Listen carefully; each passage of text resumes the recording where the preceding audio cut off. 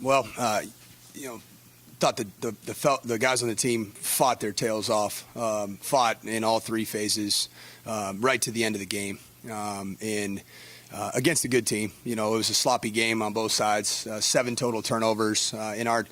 Really for us, 3 second-half turnovers I thought really was the difference in the game. And, gave ourselves an opportunity in both phases, offense and defense, to finish. And that, that is what we got to do. We got to finish in those situations. And, we'll go back and see what we called and what situations we put our guys in and see if, we need to make modifications again to finish that game at home. But they went 98 yards to drive to win the game, and we had an opportunity on the 10-yard line offensively to go win the game, and we obviously had to take care of the football.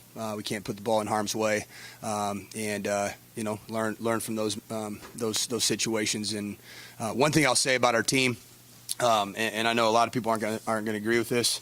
I think we got a really good football team, and I think the hope and the togetherness and the growth that we're seeing as a team is going to come together. That locker room's a different locker room. It's a group that's together, that's fighting every day, and it's getting better. We didn't get better in every single phase tonight. There's no doubt.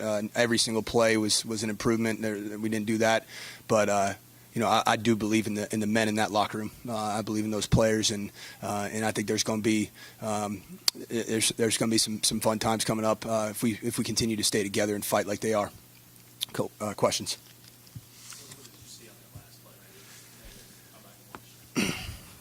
Yeah, I thought the play before, I thought Steven did a nice job. The routes weren't, he didn't, in his progression, he didn't see what he liked, and he threw the ball clearly out of bounds, and that, I think that situation, just knowing it's third down and wanting to win the game, knowing it's kind of that risk reward of holding onto the ball for that extra second.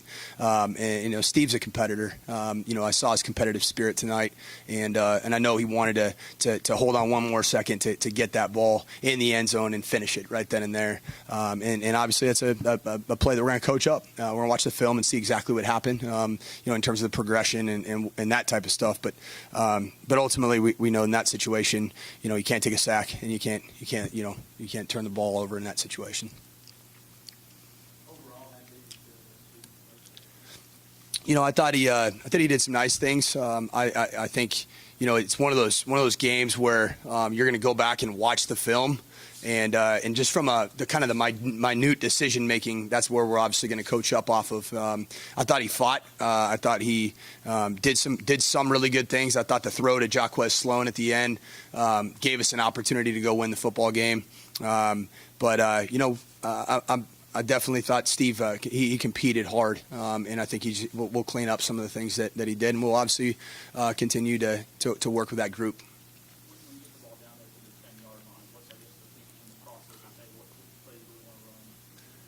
Yeah, we wanted to give ourselves an opportunity, obviously, to throw in the end zone. One of them was with a heavy set of crossing routes, which has been a high percentage of man coverage in that situation from Marshall. It's literally 4 crossing routes that are happening in front of you, and there's a pure progression.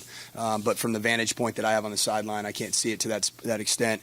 But we wanted to have an opportunity to either get a runner short of the end zone and go score, or actually spot up in the end zone, and that's what we had on that call.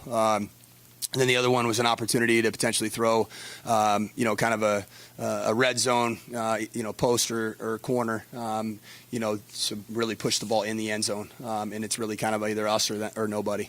And we had our speed field goal unit ready to go in case there was something that got tackled short of the end zone.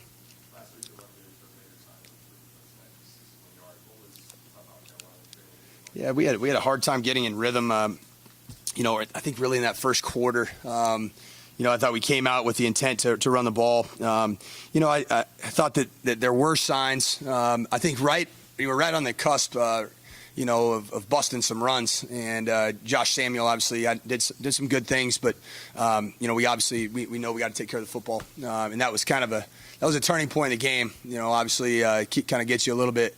The situations that arose after that was, we got to go. We got to go throw the football and get down the field in that 2-minute situation. Jaquez Sloan had a pretty good game interceptions. What did you like to seeing him step up to those two? Yeah, he was interesting. He actually banged his. He kind of got jammed up his fingers pretty bad in pregame warmups, and it was hurting. And he came out and was going to be in there no matter what. And so I thought he competed hard. He's a dynamic player for us, and just even kind of run after catch opportunities and then the big play down the field. If throw that hair earlier, it probably scores, right? And just a little bit, a lot of air, which we always tell our quarterbacks to give them a chance. But that's one of those situations where you wish that we could have pushed the ball down the field about 4 more yards, and that thing's probably, that's our game to win. But Jacquez, he's a dynamic football player, and I think he played like one night.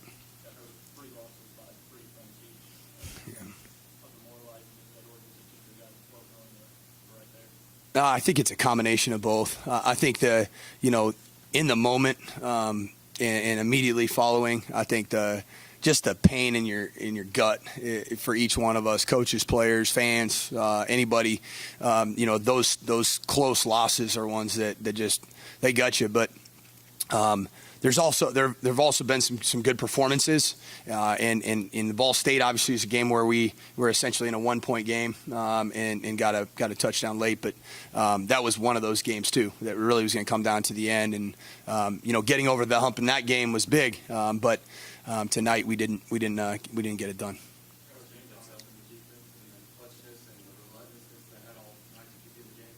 They're a great unit. They really are, and. They just, especially in that first half, I thought that they, gave up the one play early, but they kept getting us the ball back, and that's when offensively we got to go, put the ball in the end zone. We did, obviously, on Dre Ferris's touchdown or interception return down to the 10-yard line. That was good to see, but we've got to capitalize on those turnovers that our defense creates and go score.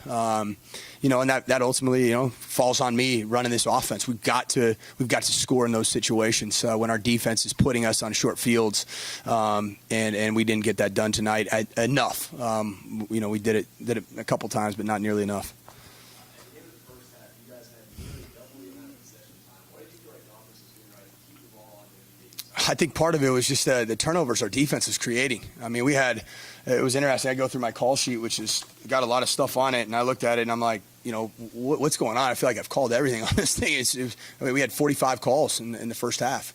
That's a lot. I mean, 45, 90 with the new pace of play rules. I mean, average games are 68 to 73 typically, offense or defense. And, I think our defense creating turnovers and then, us getting into a little bit of a rhythm, I think that helped. I think, I know one thing that we did do a good job of in terms of putting yourselves in a position to win was we did flip the field multiple times and back them up and made them work off of long fields.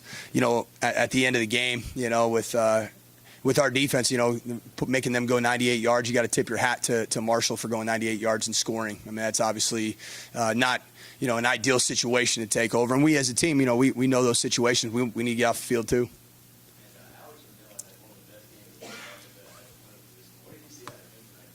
Alex was really good. His situational punting and directional punting and giving our guys a chance to down the ball inside the 10-yard line was as good as I've seen. And then he hit some bombs too. So obviously, Alex has one of those jobs that is very important. And we as an offensive unit want to see less of him out there, obviously. And that's we love to see him succeed and flip the field and pin a team deep. But we want to see him out there, less frequently.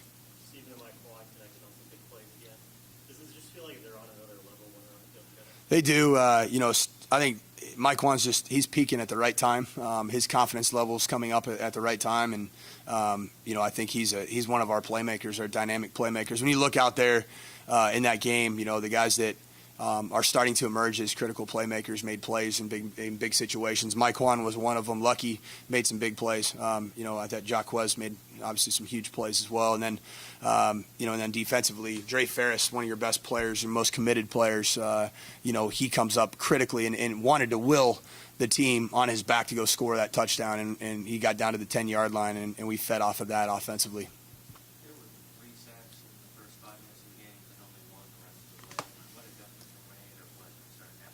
Yeah, we came out. I don't know. We came out jumpy early on. Jumpy in the pocket at the quarterback position, and a little jumpy, obviously, at the offensive line. I got to look into what we're doing, because I thought we came out really good against Maine at home, and I thought we came out adequately. Obviously, not great against Ball State, but tonight we were a little bit jumpy, and I think that there was false start penalties. We were out of rhythm. We were out of sync, and we weren't working the pocket as well as we can. That's partially getting into the flow of a game as an offense and as an offensive line unit and as a quarterback. Xavier Lane he'll be playing after the bye week. Thank you.